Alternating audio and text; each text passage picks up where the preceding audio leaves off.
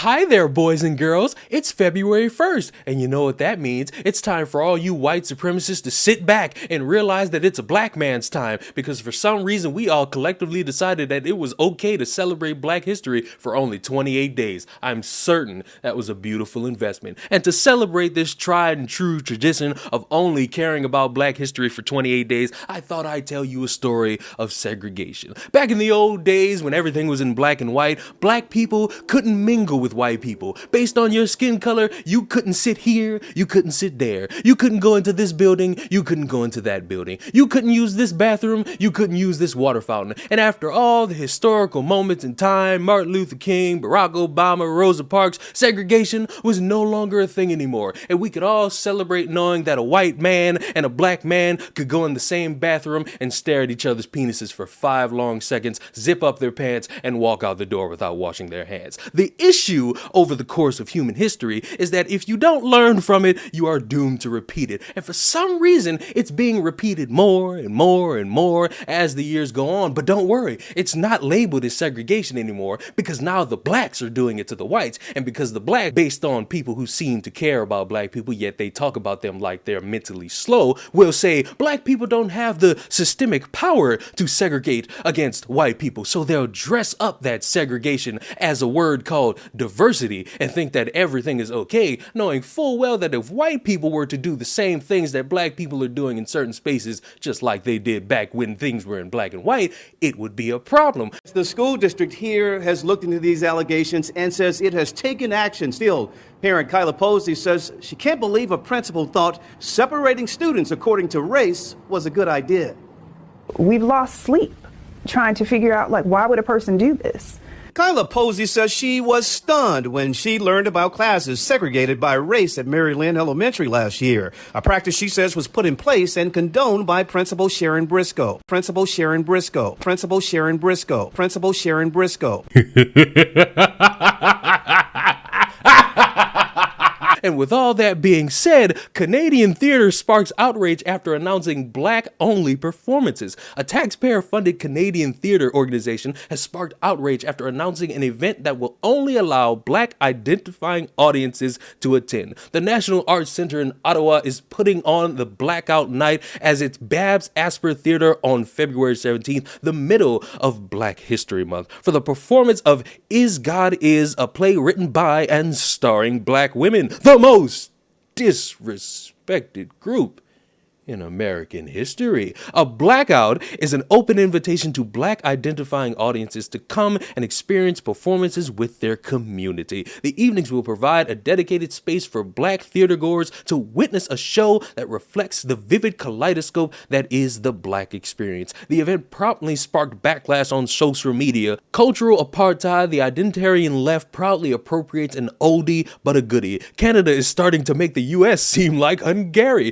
Racism is alive and well in Canada. I hope this event is boycotted. So given that the National Arts Centre now does single race only shows, are they planning on doing whites only shows? But Is God Is performance will not be the only black invitation only event sponsored by the National Arts Centre. However, in spite of the announcement, a spokesperson for the NAC told the Quillette podcaster Jonathan Kay that ushers will not be race checking attendees at the door. No one will be turned away at the door, the spokesperson assured Kay, which is good, because when you're trying to have an event, you're trying to make sure everybody knows the black experience. You don't want to have an issue where people are saying, oh my God, you're discriminating against all these other people, not just the whites, but the Latinos, but the Puerto Ricans, but the Asians. You are not being fair to all these people who want to learn, who want to see, who want to support, who want to understand the black experience through art. And how dare you look at these people and say it is necessarily okay for you to discriminate against them? But I can at least respect that this person was willing to say, hey, we're not doing this. We're going to actually let people in. We're not going to have a situation where we are viewed as people who are discriminating against other people. We want you to see the black experience. No one will be turned away. That is a perfect response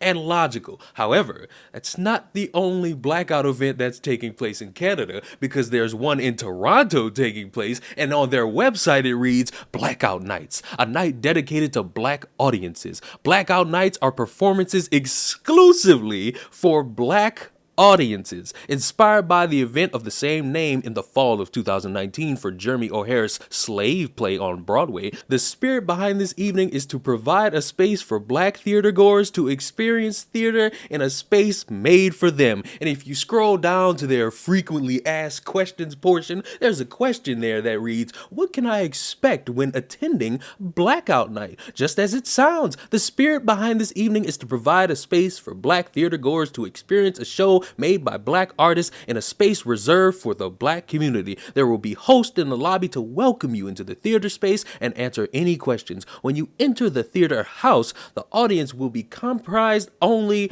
of Black audience members. And if you scroll further and you find the question, what happens when a non-Black person tries to enter the space during Blackout Night? The answer is pretty simple. Theater Passe Murale welcomes everyone who self-identifies as Black to attend this performance. However, if someone self-identifies as a non-Black person and demands to enter the room, a member of our staff will be present to chat with this person. We try our best to have this labor land on a non-Black staff member, and we will have non-Black front of house leadership or technical and production team members present in the lobby to help de-escalate such situations. We will also specify across our ticketing and show pages, social media, and other communications that the Blackout Night performance is dedicated to Black audiences. So not only are you too chicken shit to send out a Black person dealing with a white person being very upset that they can't experience the Black experience via a play with other Black people, you're going to make sure that you bullet point, hey,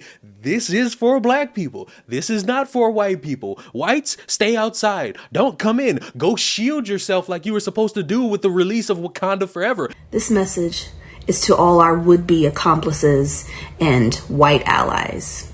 This message is to all the white people who have BLM in their bio. If you really want to prove to Black people that you love us and you care about us and you are down for the cause, do not go see that movie opening weekend. You buy your ticket, you give it to a Black person or a Black family who can't afford to go, and then you go sit at that theater in front of the doors. You make sure that every Black person in that theater can enjoy that movie in peace. You make sure that you use your body to block us from anybody who would be coming in that theater to do us harm. That is your job. You can go see it on another weekend. Go see it on the second or third weekend. But the first weekend, that's for us. To do anything other than this is anti-Black. Make sure you don't come in, because this is for the poor, disenfranchised Blacks that grew up not having a space to go to a movie theater, not having the experience of seeing Black people on the screen, because apparently those people didn't exist at any point in human history. Not on TV, not in comic books, not in movies, nowhere. And this is the first time in human history we get to experience what it's like to be Black and go to a theater. It is nonsensical how many people want to try so hard to sound like they're diversifying the world, yet they sound like the same people they complained about in years past and years present. We're not getting too far in life understanding that we're becoming more of the villains we talked about in human history. I see that we didn't learn from history, so we're just doomed to repeat it. And for the white people, you have only two options in this scenario. You could technically you have three. You could do the same thing and segregate and see where that gets you.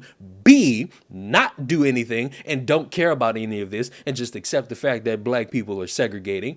Or, based on the terminology in the contracts, in the tickets, you could pick up one of these bad boys and go celebrate the fact that you are a self-identifying Black male or female. Subscribe to the channel. I'll see y'all in the next one. Goodbye.